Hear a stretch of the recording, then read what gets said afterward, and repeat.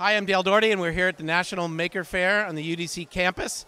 And I'm talking to Bill Derry of the Westport Library in Connecticut. Hi, Bill. Hi, how you doing? We're doing well.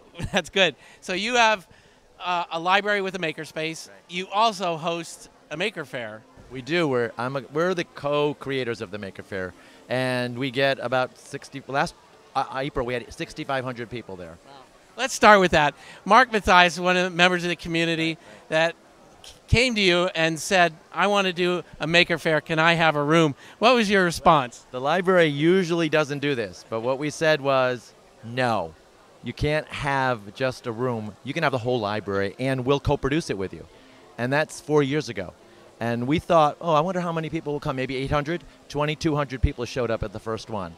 The second one, over 3,000, and we're up to 6,500 now. That's great. Yeah. That's great. And so you've integrated this into the library as well. Right. Well, the community said, okay, now what are you going to do? And it was like a needs assessment that we didn't expect to do with a Maker Faire, but that's what it was.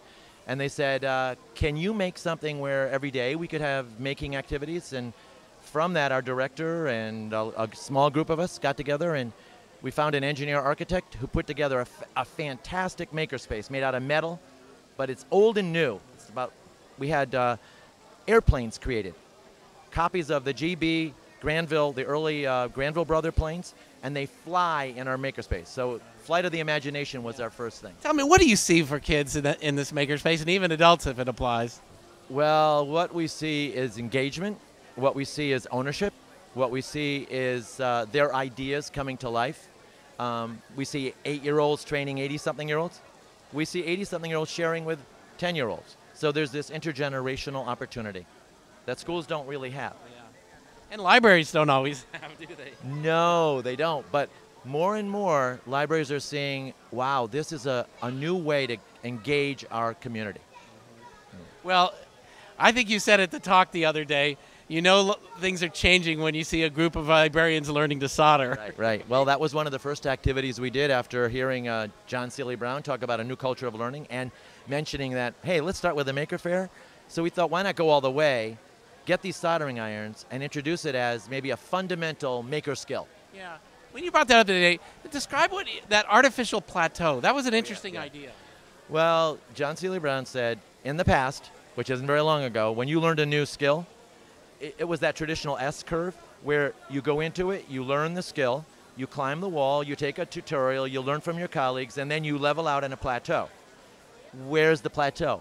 Now we've got an S-curve up against an S-curve, so that constant rapid change is impossible if you can't find an artificial plateau.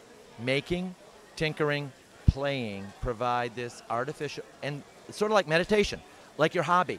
You're in a mode of flow. Play is the closest thing that it gets to. And so communities coming to the library can find that artificial plateau, opportunities to be and learn. Right. So with all the change going on around us, instead of being stressed out about it, right, you actually kind of get in the groove. You get in a flow. Yeah, in a flow. Yeah, that's so libraries as flow. Yeah. So the other thing that you talked about that I thought was wonderful and dramatically presented, I might add, by you taking off your jacket and shirt was to show us your T-shirt which said Maker Madness. Tell me what Maker Madness was. Okay, well, we had this idea. March Madness usually goes with sports, but we thought, let's open up the library all night. Maker Madness, midnight Maker Madness at the library. So we advertised it, and we got 60 people to come in at 8 o'clock at night, do video production, amulet creation, belt making, learn how to draw, 3D printing, Arduino, using duct tape to build things, and a drum circle at 2 a.m. when the clocks turned ahead 1 hour.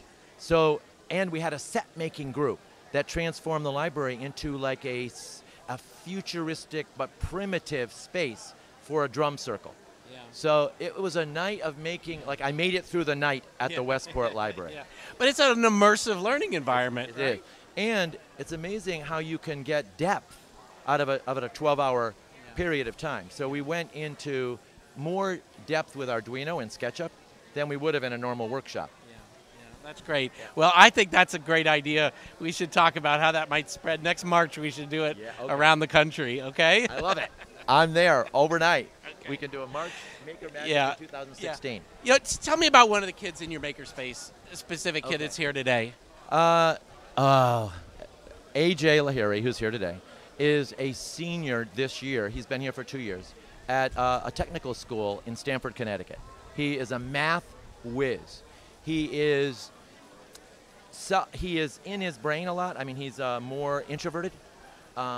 He's here today, though, sharing what he knows with people. It's the 21st century skill of storytelling, communicating, and being able to be responsible.